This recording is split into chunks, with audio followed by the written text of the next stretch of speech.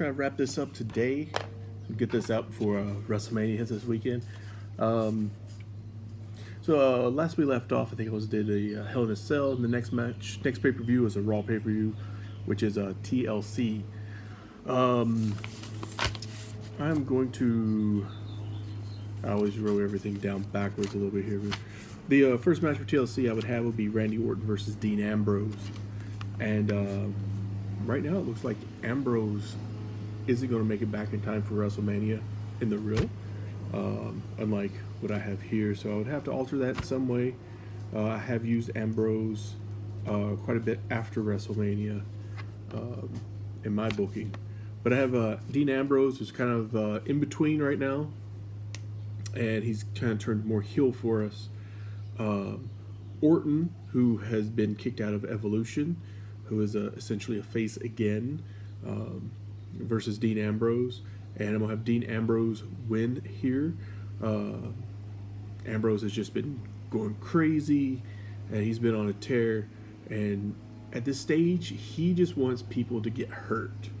And that's what he plans on doing to Orton here. He just plans on taking out the Viper.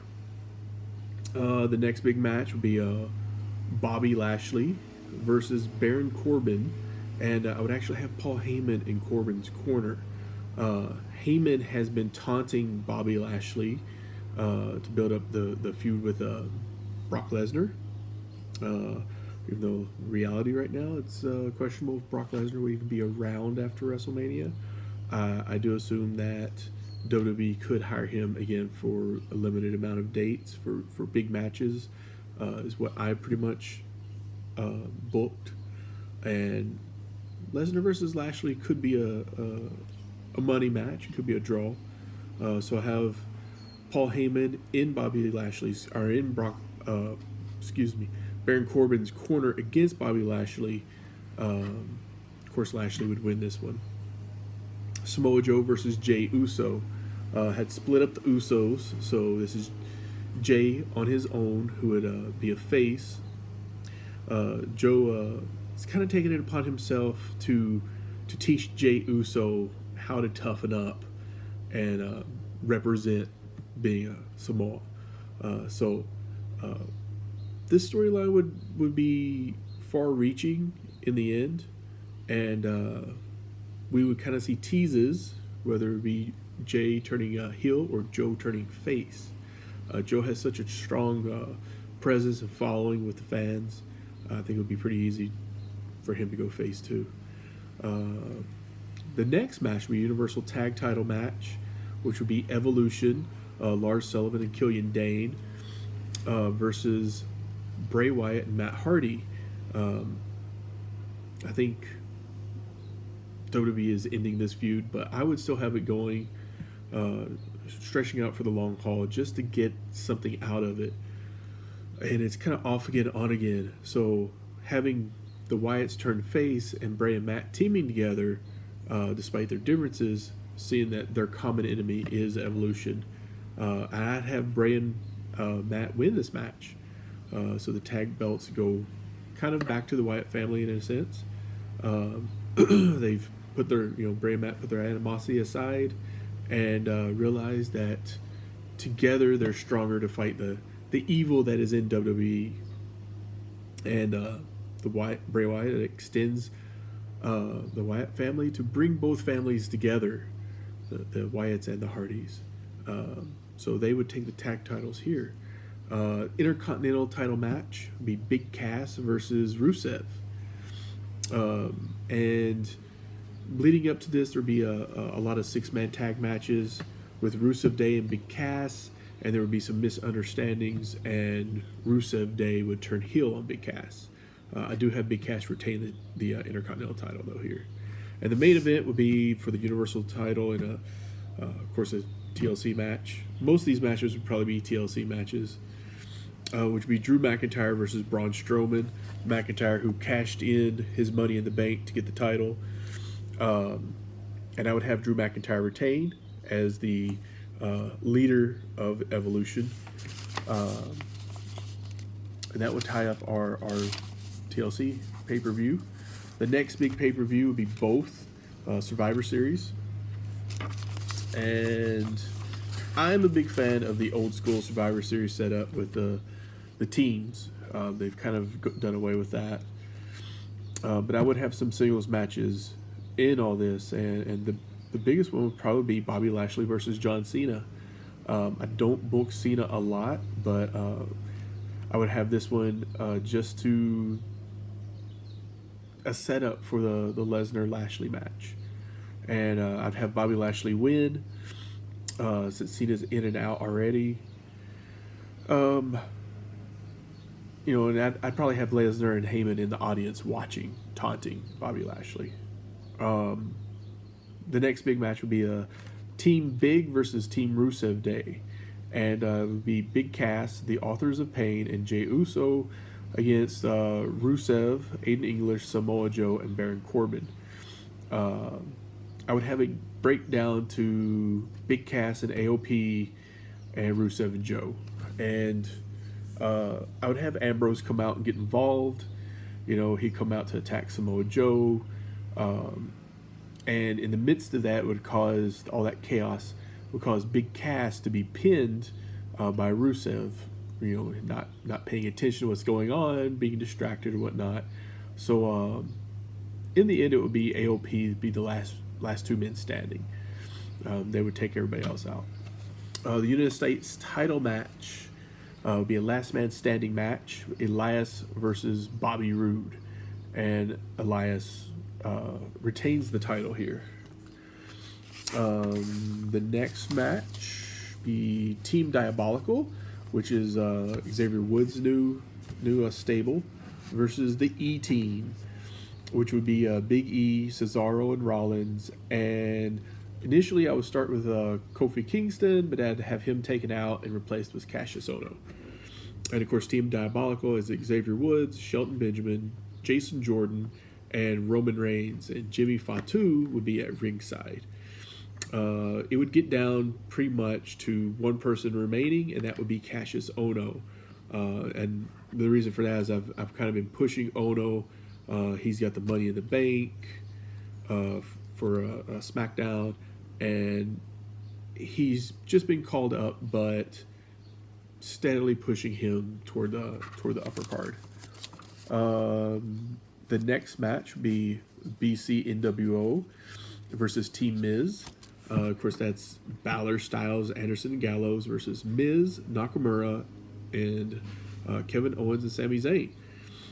And it would get down pretty much to Miz versus Balor. And of course, Miz is going to actually walk away here with the win. And this is just trying to take the NWO Bullet Club back a notch, since they've been growing so strong on SmackDown. And just to tease further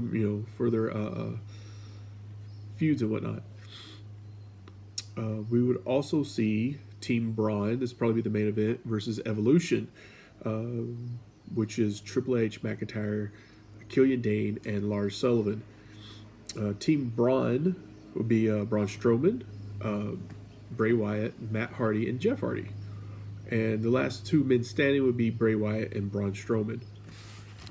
So Survivor Series, just pretty much to get everything set up heading into the rest of the year, and just to be fun. I think sometimes that's really left out of Survivor Series compared to how it used to be.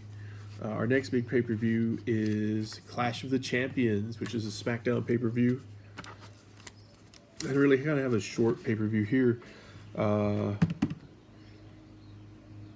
AJ Styles versus Shinsuke Nakamura. I have Shinsuke pick up the win. I feel like we still have to keep Shinsuke relevant to some degree, have him in the upper card somehow. I have Cassius Ohno versus Roman Reigns with Jimmy Fatu at ringside. And I have Roman Reigns pick up the win here. We've rebooted Roman Reigns. He's heel now. He's in Team Diabolical. He's with his cousin, the turned Jimmy Fatu, who used to be Jimmy Uso. And what we've been doing is working to get Roman built back up to level, reestablish him, and not have the fans hate him like he's X-Pac, but boo him for the right reasons, not the wrong reasons. And this match would just help with Cassius Ohno's big push, his status climbing on SmackDown, and how over he would be with the fans. A Roman Reigns win here would give him proper heel heat. World Tag Title match. Sammy and Kevin, who ended up taking the titles before, versus the Good Brothers, versus Rollins and Cesaro, who we've kind of established as a tag team, but they also do singles work, and versus Diabolical. Good four-way tag title match here, and I have Diabolical pick up the tag titles finally. This would be Jason Jordan and Shelton Benjamin together. Our United States title match. Special guest referee Bobby Roode, who did not pick up the title at Survivor Series, versus Elias, and now I have Elias versus Big E. Kind of revisiting this storyline a little bit. Elias would end up winning, just to build a little bit more heat between Roode and Elias again. Keep Big E kind of in the upper level card.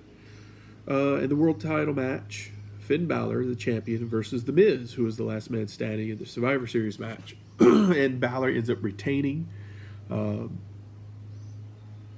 Miz is going into this looking really strong, being the last man standing.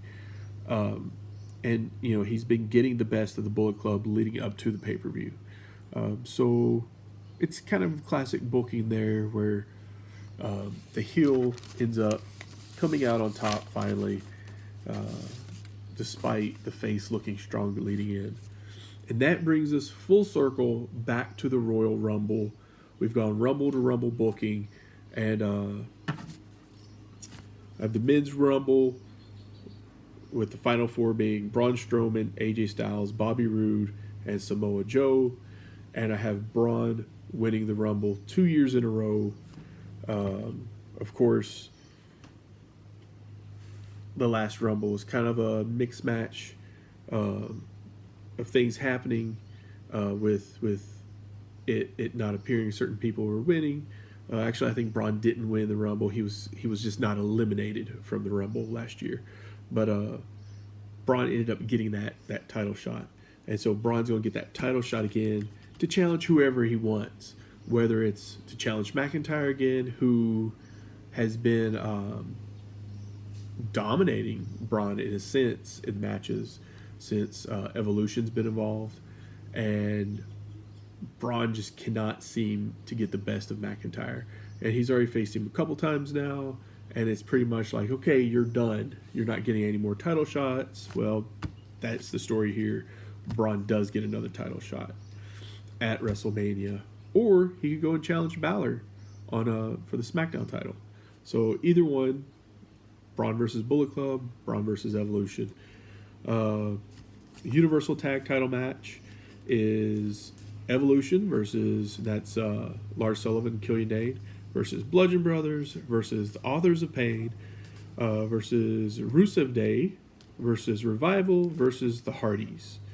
And I'm going to tease the Hardy heel turn on the Wyatts actually in this.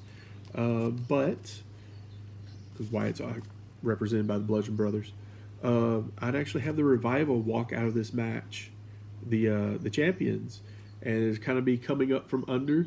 Not Revival haven't been doing much as far as major storylines, picking up wins here and there, but they're going to come up from under and unseat everybody and take this title match. And I would probably end up having the title change hands here and there on Raws leading up to this point, since Matt Hardy and Bray Wyatt were the champions. I'll probably have some swaps, Evolution picking the titles up again and losing them in this title match. The world title match, which would be Finn Balor versus Shinsuke Nakamura. We've been kind of trying to keep Shinsuke pretty strong leading up to this. And I would have Balor offer Shinsuke to join the Bullet Club or the NWO leading up to this point. And, of course, Shinsuke would refuse. In this match, I'd probably have like some ref bumps, have the club come out. The Good Brothers hold up Shinsuke. AJ orders. Uh, Also leading up to this, I'm sorry I forgot one major part here. Nakamura refuses to join Bullet Club, and they actually come out earlier in the show and offer a spot to Elias. So with Elias wearing the club shirt, AJ orders Elias to attack Shinsuke. Instead, with the guitar. Instead, Elias is going to attack AJ. They're going to have the Good Brothers take out Elias, and then you got Finn Balor in there. So they're still ref out. I have Seth Rollins hit the ring, come out. He kind of chases the Good Brothers out of the ring. He pulls Balor up like he's going to take him out, and then he hits the ropes and curb stops Nakamura instead. Balor pins Nakamura, and then after the match, Rollins raises Shinsuke's arm. Raises Balor's arm for the win, and is offered a Bullet Club NWO shirt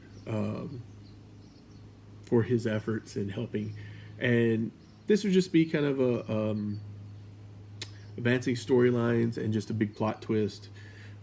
They've been recruiting for a while, and Seth Rollins has been fighting against this new NWO, aka the Bullet Club, essentially. And Shinsuke's refused to join. Elias looks like he has joined, thinks better of it. Elias has been his own man through all this anyway, and is the U.S. champion. So it's at this point Elias turns. Elias has a pretty good fan following anyway, so I think this would be a great point to turn Elias face. And I think the fans like Rollins as a face, but fans love Rollins as a heel as well. So I think Rollins joining the Bullet Club or NWO fits. It would kind of come out of left field. I don't think anybody would expect it. So Bullet Club picks up a new member here, or the club. I also have the Universal title match, which is Drew McIntyre versus Bobby Lashley. And I pretty much have McIntyre balk on the match. Lashley gives chase, but this is their Lesnar attack. And have Lesnar take out Bobby Lashley, and McIntyre just comes back to the ring to win by a DQ, a count out.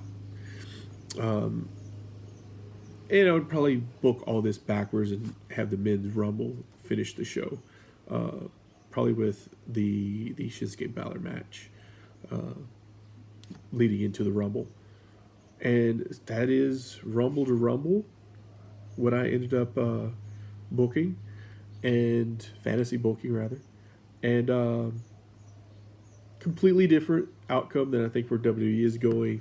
Of course, we are getting ready to see WrestleMania this weekend, which we'll see Roman Reigns pick up the title. My champions versus their champions at the end of 1 year of booking. I don't expect Drew McIntyre and Finn Balor to be champions by the next Rumble, nor us seeing a definitive repairing of the club or evolution or any of these ideas. But I think it's a good idea to revisit some of these things and create some stables. At this point now, we have a WWE Bullet Club stable, essentially, with the NWO. Same players, which is the Good Brothers, AJ Styles, Finn Balor. We have a masked one who would end up being revealed to be Adam Cole. And Seth Rollins ends up joining. So that's a fairly large stable. We have Diabolical, also on SmackDown, which is Xavier Woods, Jason Jordan, Shelton Benjamin, Roman Reigns, Jimmy Fatu, and the modern-day Maharaja, Jinder Mahal.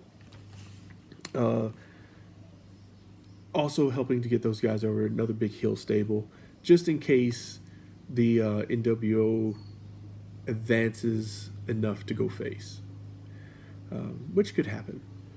We also have Evolution on Raw, which is Drew McIntyre, Killian Dane, Lars Sullivan, and Triple H. And we have the large Wyatt family stable, which would include the Hardy Boys by this point, teasing some stuff going on there. So a lot of stables and factions in my booking. But I think fans really want to see that in some degree. So I think that is the way to go. And you can still push singles wrestlers and solo acts. But I think it helps with the stables. That is my fantasy booking and 1 year worth. Let me know what you think in the comments below. Click subscribe to Big Card Mana. And if there's anybody else wants me to do some fantasy booking, or if you want me to do the women's series fantasy booking, which I left out of this because I think they need their own show, let me know what you think there. Sam Keola, check it out.